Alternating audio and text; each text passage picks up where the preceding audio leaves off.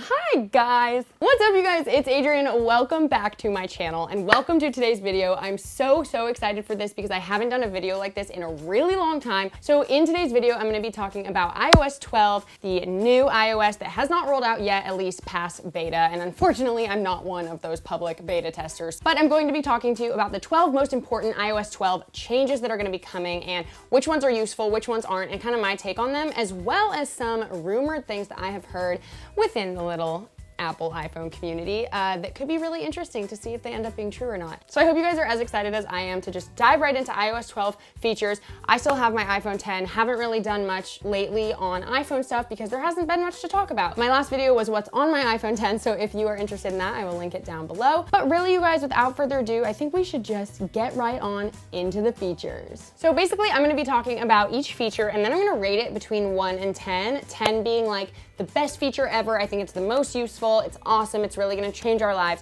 1 being like, this sucks. So the first feature I'm gonna look at, and I think most people have already heard about this and have been talking about this, is that FaceTime is now gonna be able to hold basically up to 32 users at once. So my first impression right off the bat, of course, is like 32 people is way too many people for FaceTime or anything for that matter. And the only time that I think 32 people would be useful is in a business setting. So in a conference call setting, not necessarily where 32 people have to speak at once, but even then in a conference call setting, I feel like having 32 faces on your screen and having to like figure out how each person can like talk would just be hard for the company, but I guess that's not Apple's problem, that's the company's problem. So it is really cool that you are finally able to incorporate more people into FaceTime. I think this definitely is gonna be scary for companies like Skype and like Google Hangouts or GroupMe, things like that have multiple video chat settings up already. They also have this feature where like the tile, so the image of the person talking will become the most prominent image and the other people will be smaller, so kind of like how you're seeing right here. The only problem with this is that with that many people, like won't everyone just talk over each other? I don't know. So this is really cool. This will definitely come in handy for when like my friends and I need to FaceTime, but I do think 32 people is way too freaking many people. Also, you're able to start this FaceTime right from a message thread. So if you have a group text and you're trying to like get everyone to come over or something, you could just push group FaceTime. But then I'm wondering what happens when someone doesn't answer. Maybe they just don't get on the call or something. I don't know. I guess I'm gonna rate group FaceTime like a 7 out of 10 because I feel like it'll definitely be beneficial, but I think that having up to 32 people is just like way too many. But again, not my problem. I don't work at a company with 32 people, so it doesn't really matter. So the next feature I'm gonna talk about is the Measure app. The reason why this is at the top of my list is because I just think it's so interesting and kind of confusing because I do not for the life of me understand the technology in which your phone could measure something. Because what if you're like far away from the item or really close up? How is it gonna know the difference? But basically the Measure app is going to be this virtual reality app, virtual or augmented reality. I'm not good at like the terminology, you guys, but it is an app where the virtual reality technology has become so good that it can actually measure dimensions of objects in front of you. So as demonstrated in the Apple Keynote, you basically just take the Measure app, you look at the item, and then you kind of tap and drag your finger where you want to measure. And it seems too good to be true. It seems incredible. You see, I can easily measure along this suitcase by just tapping and dragging out a line like that. And check that out. That's so cool. I think this is awesome. But like, how do you trust that? Especially, can we just notice that it says length approximate? So I don't know, I just feel like there may be some issues with this. I would be definitely curious to see once it actually comes out whether it is extremely accurate or not. I'm super excited to test out this feature. I could make a whole video on just testing this, but I do think that if it works, that would be a really cool feature to have. I don't know how well it's gonna work. So because of that, I'll give it another 7 out of 10. Okay, the next feature I'm gonna talk about is the Memoji. So this is like a spin off the Animoji, but it's actually you. So you can create your own little Memoji that is like your movable face, I guess. Here's my thought on this. Number one, they are obviously trying to just cut Bitmoji out of the equation. We all love Bitmoji. I don't think I'll ever like stop using Bitmoji. And I just think that Memoji and Animoji are just pointless. I mean, I've never used this feature. Do people even use it? I honestly don't even think anyone uses it. So the fact that they are continuing to improve upon this feature and actually spend time and money and resources on like improving this is a little bit concerning to me just because I really don't feel like people use it. I think they're just doing this to try to compete with Bitmoji. One thing that they added to this as well is they added tongue detection. So something that they're making a really big deal in these keynote videos and whatnot is the fact that now your phone will be able to detect your tongue when you're sticking it out or around. So these Animojis that are animals will be able to stick their tongues out. So the thing that has me a little bit skeptical about this is just that I really feel like the only reason they may have done this, like adding this tongue detection technology, is if they had a bigger, better reason to use this. Now, what reason would that be? Well, I wonder, what sucks about the iPhone 10 that everyone complains about? Face ID. So I'm curious to see if they are somehow going to be slowly implementing in a little tongue detection, tongue ID situation, so that if you like stick out your tongue, that's how you're gonna unlock your phone, or maybe if it doesn't detect your face, if you stick out your tongue, it'll detect it from your tongue. It sounds crazy, but I would not put it past them, because one of the biggest critiques that Apple has gotten with the new iPhone 10 is that face detection doesn't always work, and it's annoying. So we'll see. Let's mark my words. Let's see if I'm right. I don't know. We'll see. So I'm gonna rate the new Memojis like a 2 out of 10. I seriously just think they're so pointless. I never use them. I don't know anyone who does use them. If you guys do and I'm wrong, please let me know, but I just think it's dumb, personally. The next feature is screen time. So I actually am a big fan of this. I think it's awesome. It's definitely going to put a couple other apps that specialize in this to rest or not. It depends on if people just stick with what they already know or if they want to adapt to this. But basically there are other apps like Moment, etc., that basically can monitor your screen time and your amount of time on certain apps on your phone. But the problem is that a lot of those third-party apps do charge money for each of those features, and Apple is here basically introducing that to us for free. So I'm a big fan of this. I think that everyone could benefit from spending less time on screens, less time on social media. All of us are constantly just in our phones, head down, not head up. And I just think that it could be really beneficial for everyone, not just monitoring your children, which that's a good thing too, but I think everyone could benefit from just spending less time on social media, less time in their phones. So I really like this. Basically, the app will be able to help you monitor how many minutes you spend on each app, and you can also set limits for how long you spend on each app. And overall, it'll just help you better understand your habits. I think a lot of you would be terrified to know like actually how many hours you spend on Instagram. I know I would be. That's why I don't want to know, because ignorance is bliss. So I think that this is great. I will give this a 10 out of 10. Of course, I don't know how well it works because I haven't tested it, but I don't really see why it wouldn't work. Seems pretty simple to me, so 10 out of 10.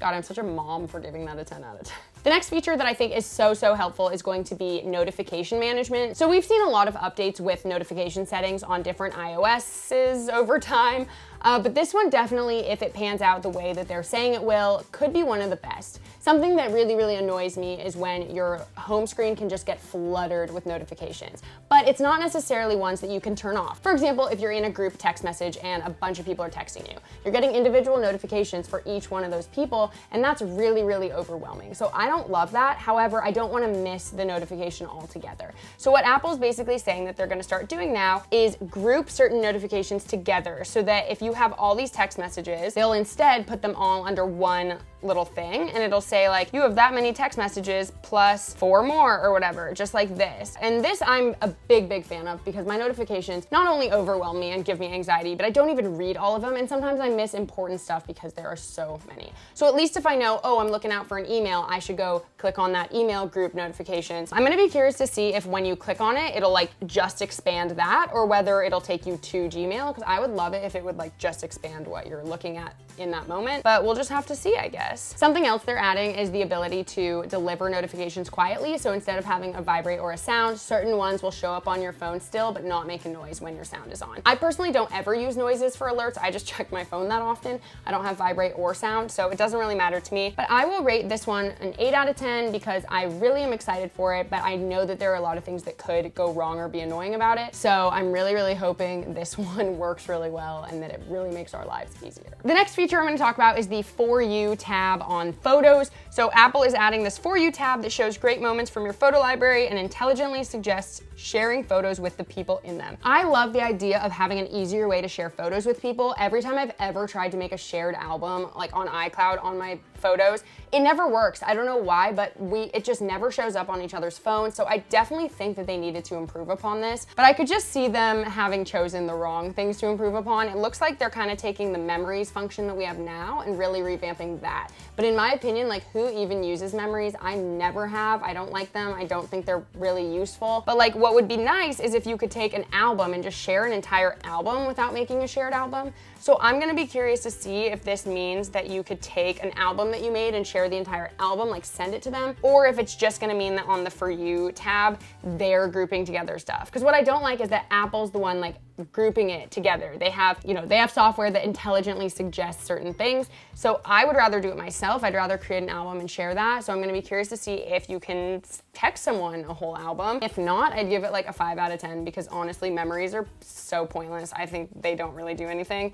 I never use them. It's just a feature that is cool, but not really useful. I will also say on a side note of that though, another photo capability that they are adding is the ability to process raw images and edit right from your iPhone or iPad. This is awesome for people like me who do photography and videography. I've been only shooting in RAW as of late, and so I love editing raw photos on my Photoshop and Lightroom on my computer. However, it's been hard because I can't process those photos on my phone as easily, and now that Photoshop and Lightroom and other apps have really smart apps on your phone and not just on a desktop version, it makes editing on the go really, really easy.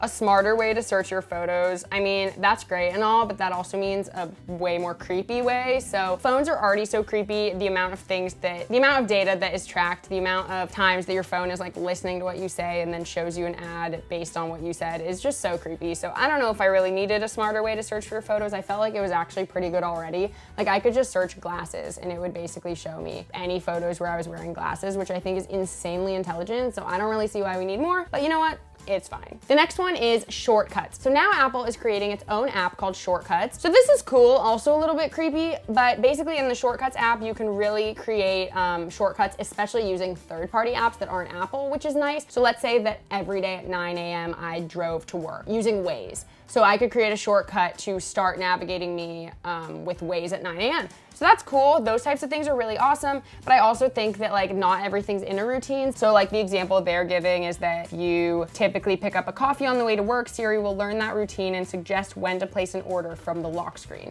So again, that's like a really cool function. It's also kind of like creepy in a marketing sense because it's gonna like put ideas in your head and make you go want to do it. Even if you weren't gonna buy coffee, you'll be like, oh yeah, I will, it's easy. I think that it's a very, very cool thing. Shortcuts are great. I mean, I wish that I could shortcut a lot of things on my phone. So I will give this an 8 out of 10 because I think this will be a really cool feature. If it works the way that we think it'll work and it's not too creepy and it's not too annoying, I think it'll be pretty good. Another feature that no one's really talked about very much, but I think is really cool, is that Siri is now gonna have a lot more knowledge about food. That sounds really random, but for people who want more information about the calories in things, how much caffeine is in something, is fish healthy, things like that, those are just examples that they give. You can actually ask Siri questions about these now, and she has more knowledge on this topic. From the USDA database, including calories, vitamins, and how healthy a food is overall, she'll be able to tell you that kind of information when you ask. So I think that's cool just for someone who is very interested in food and health and fitness and things like that.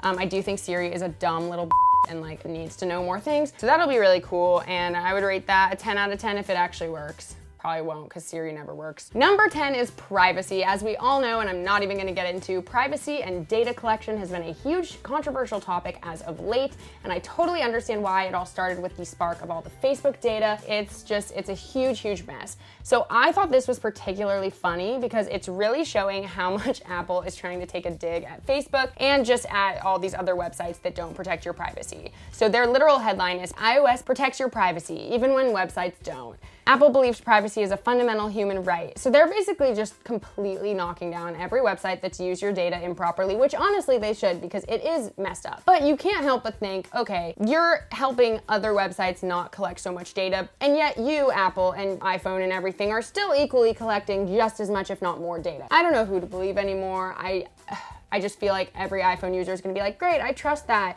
And they really are implementing different ways to manage how websites do take your data. So we have more ability to block things from third-party websites from our phones. So that is cool, and that is definitely moving in the right direction. It's just we're in a really sensitive time right now. I don't know how well it's gonna work. So we'll just have to see about that. So I would rate that a 6 out of 10 because I don't know. One thing about privacy that I do think is cool that they're doing though is that, you know, when like Facebook or Twitter, whenever you need a code to type in for security purposes, they'll text you, they'll send you an SMS. So now when you get a text message like that gives you like a 4-digit code or a 6-digit code that you have to type in online, that code will actually be auto-remembered temporarily. So it'll give you a certain amount of time where it'll remember, so that if you get that text and then you go over to that website and have to type it in, you can just push from the autofill password little section because it'll just temporarily copy that. It just allows you to not have to like memorize the number. So I guess that's handy. And last but not least, one of the features that also wasn't very talked about, but I really like it, is this contactless student ID card. I personally love using the wallet on my phone. I used to never use it. I don't pay through it or anything, but every time I go on a plane, I put my boarding pass there. I think it's so handy and useful. So I just can't imagine how cool that would be for students to have it on their phone. I remember when I was in college, I would lose my student ID card so many times, and like it cost 15 or 20 bucks every time you lost it. And as a college student, that was a lot of money. So I could have saved myself a lot of money by just having it on my phone at the time. So I do think that's really cool to be able to like go around college campuses and have it be contactless. The next thing will be having everything be contactless. I think our credit cards should be contactless. We should just have to swipe it over, you know, a credit card reader at a store and be able to do it just like every other country in the freaking world does except for us. So I definitely rate that a 10 out of 10. All right, you guys, so those were my 12 best and worst, but mostly best features for iOS 12 that I am very, very excited for. I will definitely be making videos testing and reviewing these features once I can update to iOS 12, so I'm really excited for when that rolls around. I hope you guys enjoyed watching this. Leave me some feedback down below, what you like or don't like about what's coming. I just hope that it continues to get better. I feel like Apple's gotten a little bit whack ever since Steve Jobs died, but you know what? It's fine. It's still doing things that a lot of other companies aren't doing. It's very innovative. It's trying to do new things, and you know, we'll see what happens. So thank you so much for watching. Give this a thumbs up if you enjoyed it. Subscribe if you haven't already, and I will see you guys in my next video. I love you so much. Bye.